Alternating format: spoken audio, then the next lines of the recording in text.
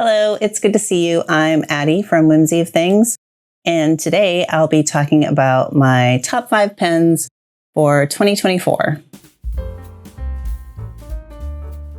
So my fountain pen hobby really exploded in 2024. I have been using fountain pens since I was in high school pretty regularly. I started out using the calligraphy style fountain pens. I think Osma something. Anyway, I used those a lot in high school, and I started out 2024 with right around 10 pens, and I ended up with a lot more than 10 pens.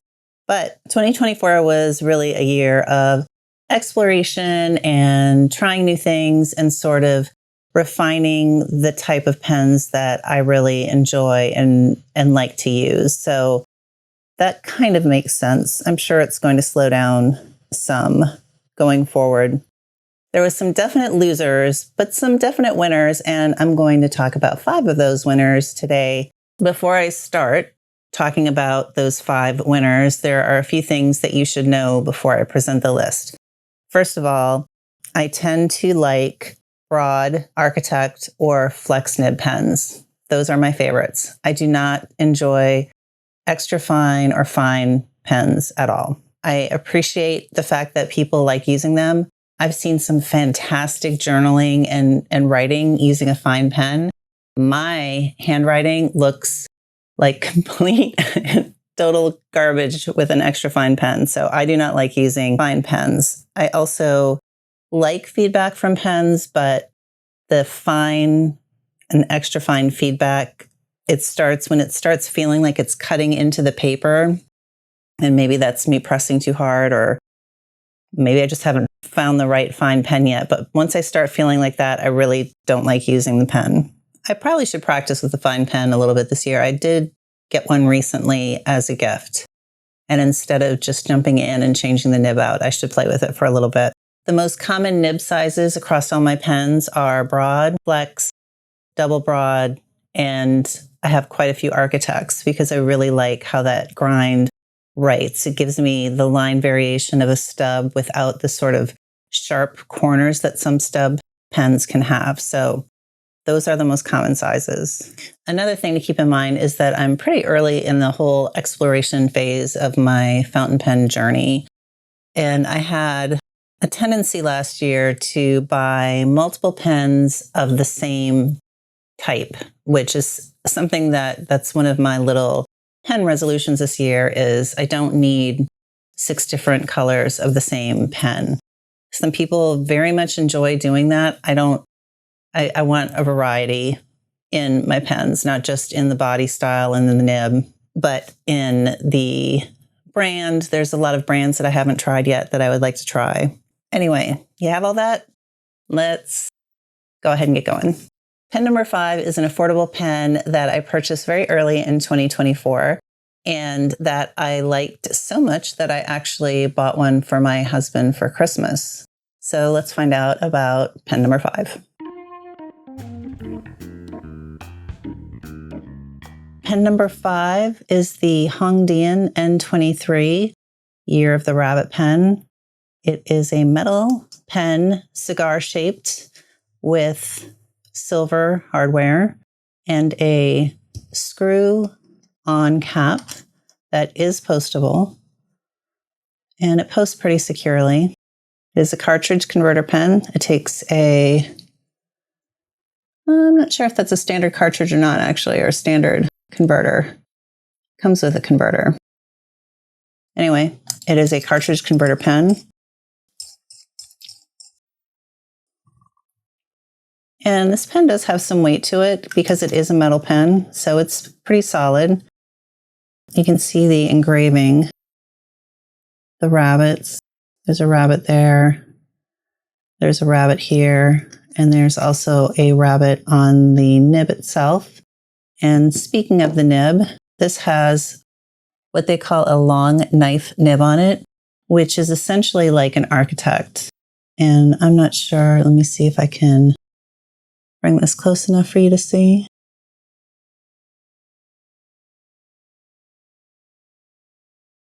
And it being an architect means that the line width, in case you don't know, that the line width on the horizontal is going to be wider than the line width on the up and down, which is different, almost exactly the opposite of a stub, where the line width on a stub is wider up and down and narrow on the horizontal. This pen was right around $30 when I purchased it. And the nib is the same one that I ordered the pen with. I didn't change the nib at all. This pen has been consistently inked since I bought it. If I were also giving all of these pens a special category along with their places, this pen would win the best impulse purchase of 2024.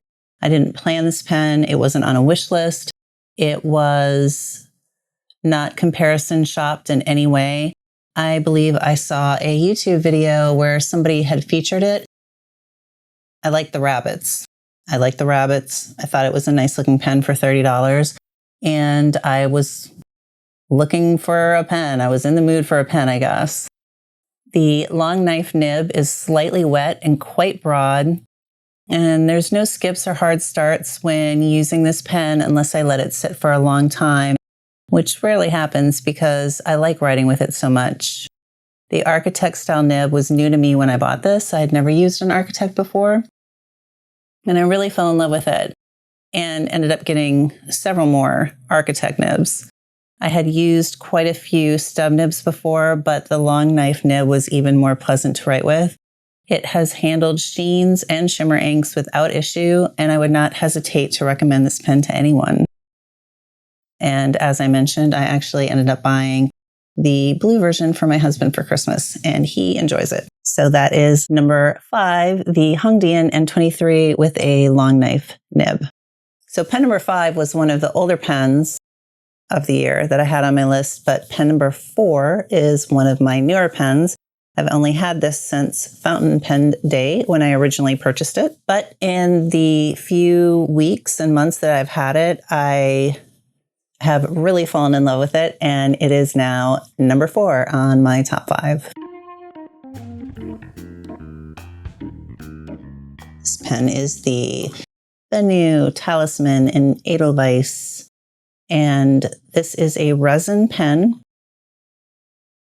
It is a kind of rounded flat top with a screw cap that apparently I made quite tight. It is postable, and I enjoy how this looks when it's posted because it's got this section of black that I enjoy. And it is a cartridge converter pen. Comes with a converter. It is not terribly heavy and is very balanced when it's either posted or not posted. Slightly more back heavy when it's posted. It is very shiny, very sparkly, very pretty. It is just a glitter bomb, and I love that about it. It feels very comfortable for me to write with. I haven't tried any of the other Bennu models, so I'm not sure if they would be more enjoyable for me, but the grip on this one works really well. The threads are not cutting in where I hold. It feels very natural.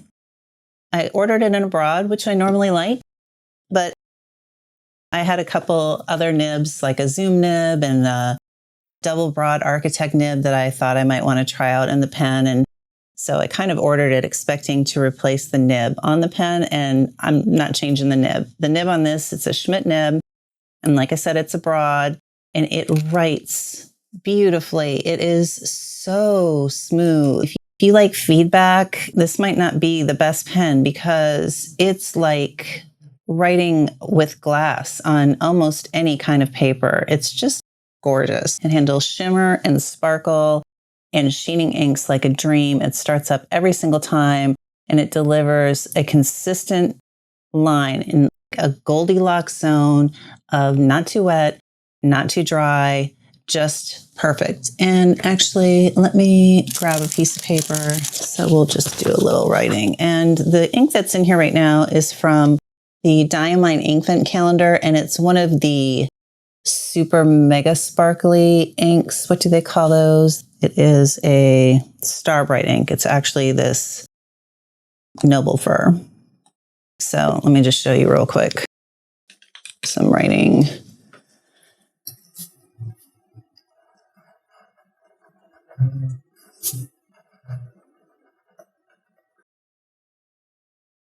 So no hard starts, just consistent line all the way through, left, right, up, down, even when writing fast, just puts ink out. And this ink is almost gone. That is actually affecting it slightly, but I really, really, really, really love this nib.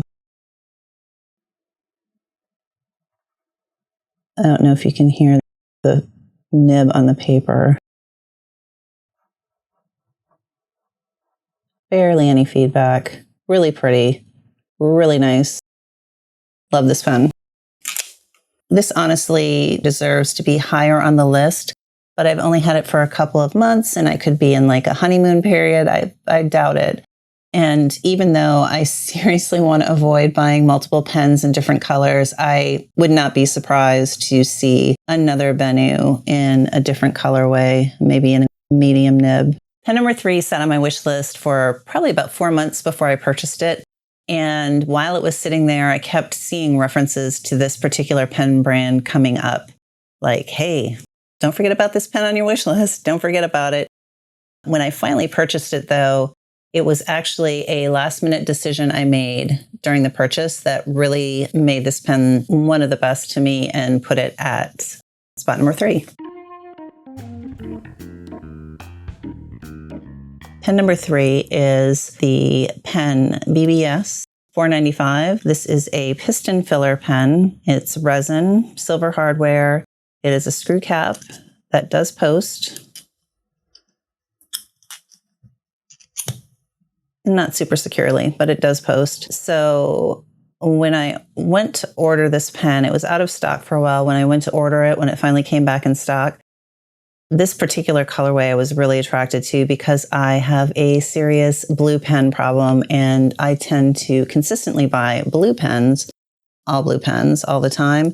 And so this red and purple colorway really appealed to me to be different from the pens that I already had.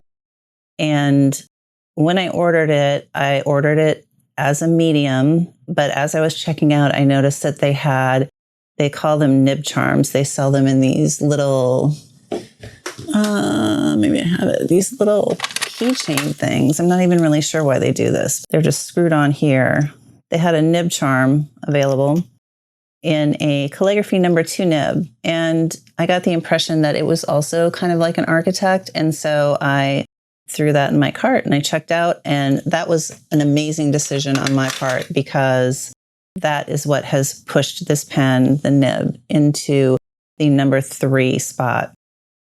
So it is an architect style nib, meaning, again, that the downstrokes are narrower than the cross strokes. But this particular nib, the architect point is so much like the actual point of the pen is so much pointier than a lot of the other architects I have. So this is the Pen BBS calligraphy number 2 nib, and the other architects I have, here's just one of the architects I have, maybe you can see, it's much more rounded.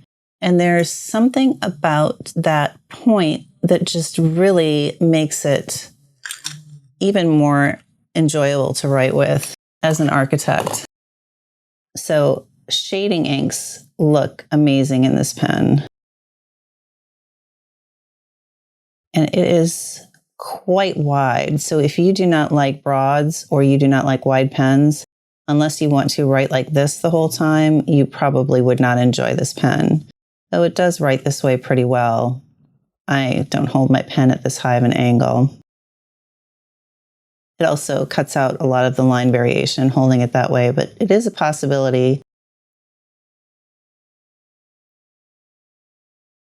It's always nice when you have a pen to, if you're just taking one pen out, you have a way to write in different line widths, because this is quite different from this.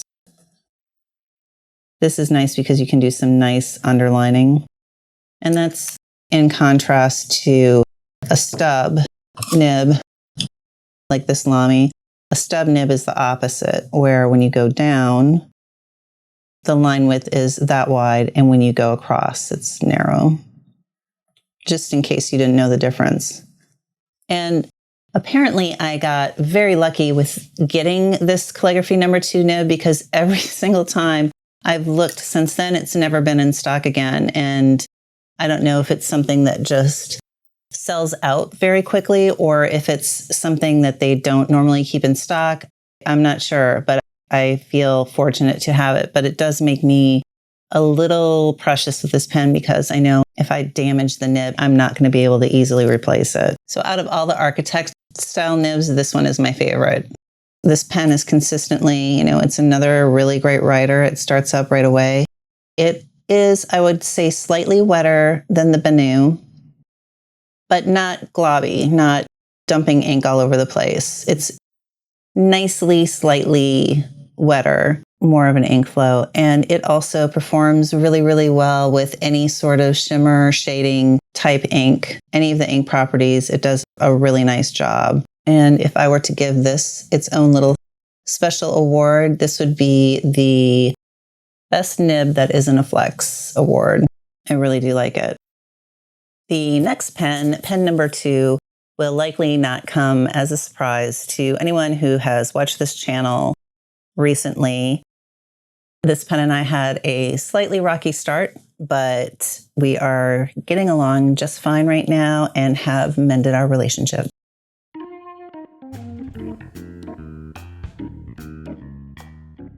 The Magna Carta Mag 650, or slightly differently styled Mag 600, has popped up on several of the top pens of 2024 lists that I have watched. And I'm going to have to join that crowd and put this at number 2 in my rankings. I was having some hard start issues with this pen when I first got it that were concerning. If you want a full review, you can look at this card here. But those cleared up for me just during the course of using the pen. This is a resin, cigar shape mostly, except for this little flat top pen that is made of stacked resin. And that gives it sort of a retro look that I enjoy. It is a cartridge converter pen with a screw top that is not postable. It just isn't secure at all. And like I said, cartridge converter pen. And it has gold hardware. The special thing about this pen is the nib. The nib is what puts this pen in its own category. The pen only has one nib option, and that is a 14 karat gold flex nib. And this is a true flex nib that is very soft, requires very little pressure to flex, and offers amazing line variation and just a solid snapback. This is the most expensive pen on my top 5 list with a retail price of $450. But man, this pen is fun. It is sort of like driving a race car when you write with it, because it's ready to go and capable of flexing with barely a thought. And like a race car, I wouldn't probably recommend this pen to somebody as their very, very first flex pen. All of that responsiveness comes at the price of needing to have a little bit more conscious control when writing. Of course, that shouldn't stop anyone. If you want the pen, buy the pen. I'm not an expert by any means, but I could see this pen causing more struggles for somebody if they were first starting out and brand new to flex. And this pen also goes through ink like crazy because of the flex, and the cartridge converter is not ideal for that situation. I have heard that you can eyedropper this pen, but that isn't something I'm super tempted to do. This pen would win the most fun you can have writing out a grocery list award.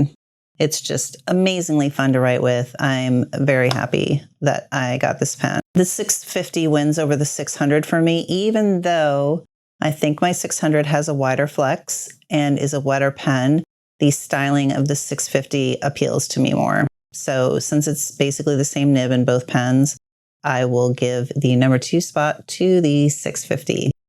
Before we get to my number one pen for 2024, I do have two honorable mentions. And honorable mention number one is a pen that flexes even wider than my Magna Carta Mag 650 or any of my other flex pens, and has the distinction of being my most obscenely expensive pen. It is also an extremely challenging relationship that we have. So let's hear about honorable mention number one.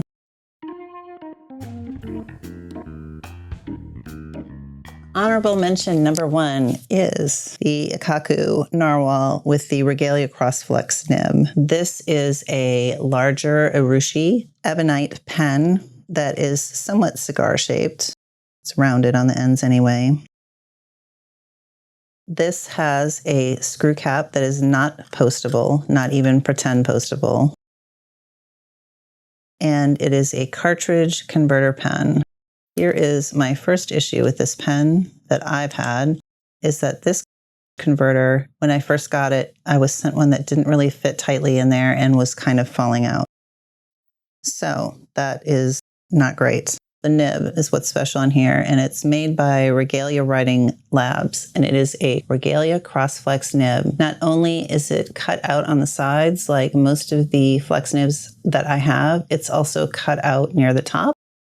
And that gives this pen the widest line variation out of any of the flex pens that I have. And I don't really push my flex pens. I don't want to spring the tines or anything. But if I am pushing this not super far, that's the line width that I can end up with. And that is extremely wide. Now, with that very wide line width comes this problem more frequently than you would want it to happen. And that is with pretty much any kind of ink, because the spread is so wide. And even though it's an ebonite feed that was especially created, I think, for this pen or this nib, it just can't keep up. It just can't. So if I take my time, I can write pretty consistently. But let's see, as soon as I speed up just the littlest bit, it's going to start railroading like crazy. Or maybe it won't, because it's going to want to prove me wrong. Prove me wrong. Well, I'm getting a little bit there. When it works, it works. When it doesn't work, it doesn't. And I don't know if that's my pen or all of these pens.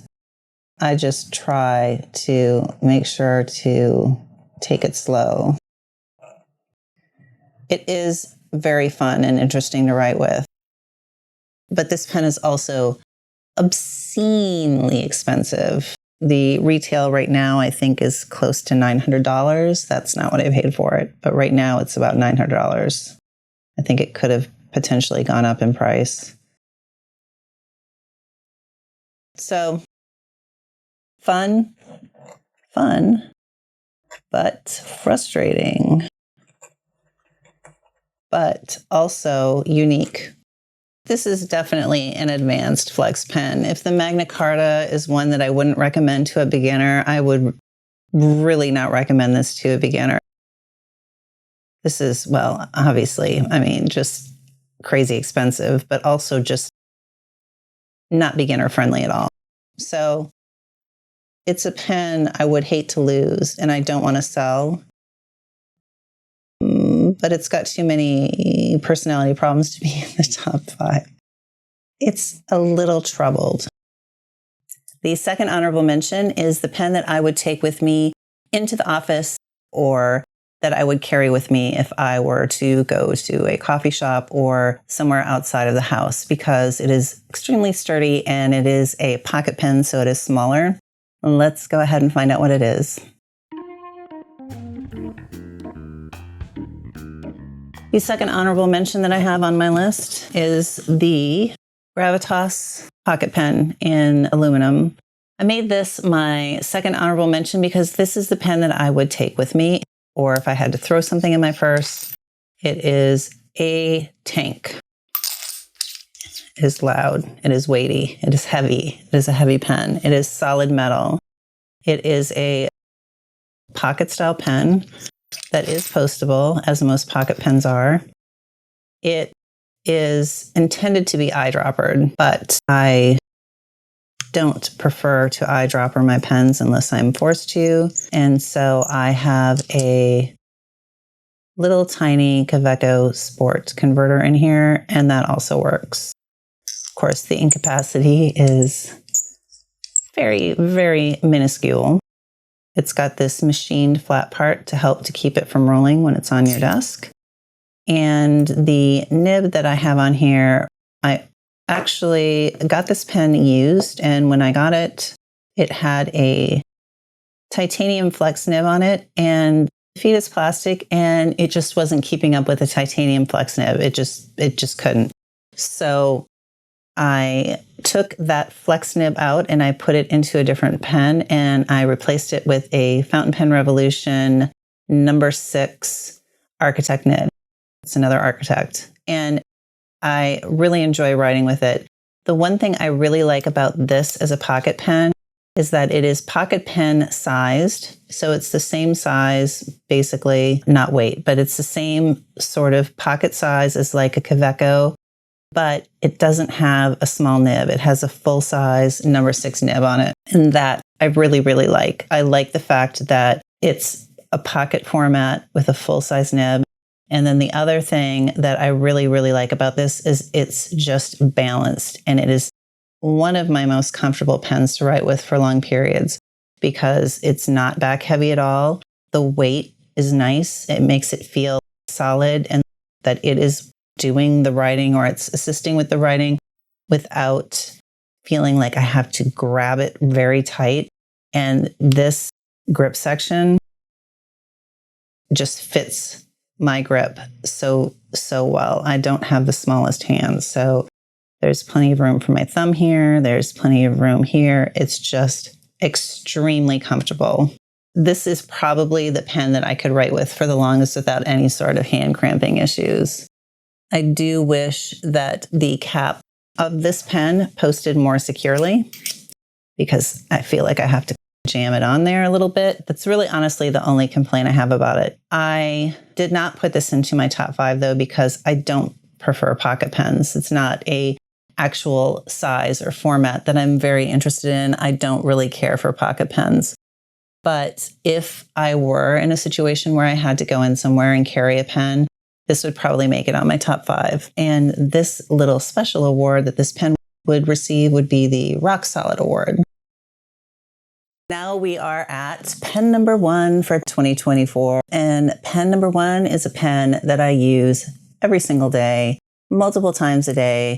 I always have ink in it. I brought it with me on the one vacation that I went on this year. I like this pen so much that I actually have it in several different colors, which is, again, something I'm trying to avoid this year. And I checked and I refilled this pen 54 times in 2024.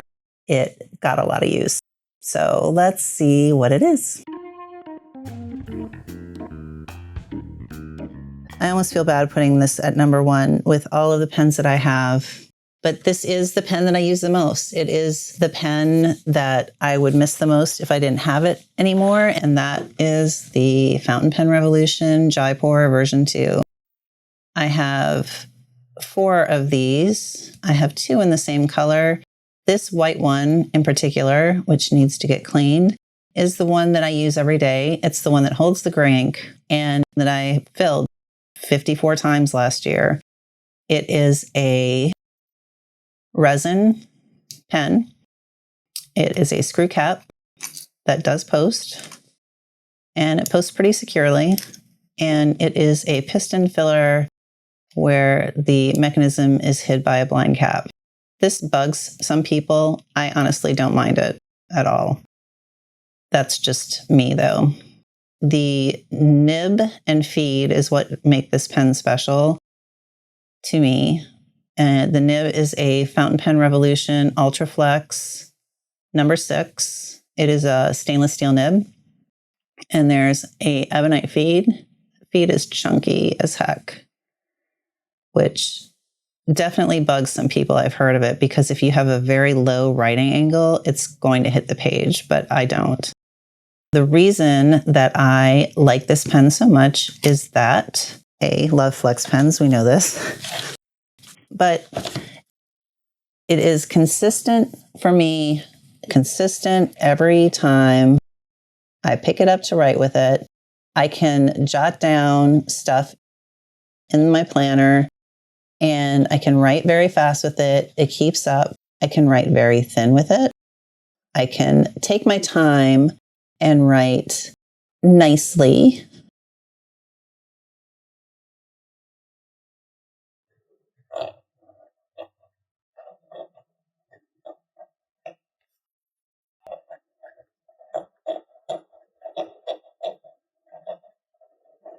It's got some feedback. The flex is nice. It's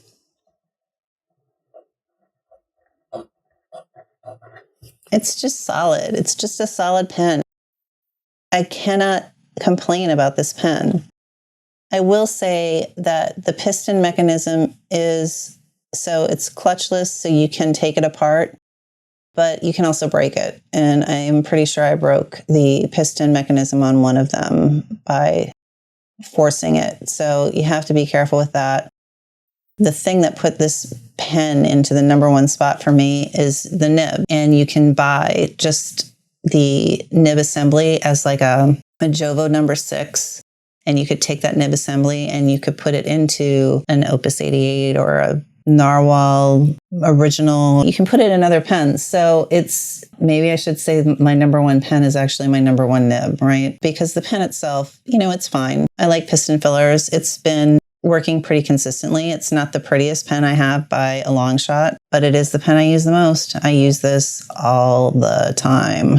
Perhaps anticlimactic considering everything else. But to be true to myself and say what the case actually is, this is the one. Honestly, if I had to take one pen, it would be this one, or at least this nib assembly in a different pen maybe, because it's just so versatile for me. I can write just tiny little notes very quickly. I can write pretty if I want. The feedback is just enough to be interesting to me and sound scratchy, but not cut into the paper like I don't like. And this particular pen it primarily has gray ink in it, but I've put shimmers in my other ones and they look perfectly fine. They're beautiful. The shimmer works great. The shading looks nice and sheening. There's only been very few inks that have been a problem in these Fountain Pen Revolution pens. And this is a pen, if you were looking for a flex pen and you were starting out, this is a pen that I would recommend. Especially, I think, the models that have the 5.5 nib, because that's a little bit easier flex to control. But this 6 is not bad either.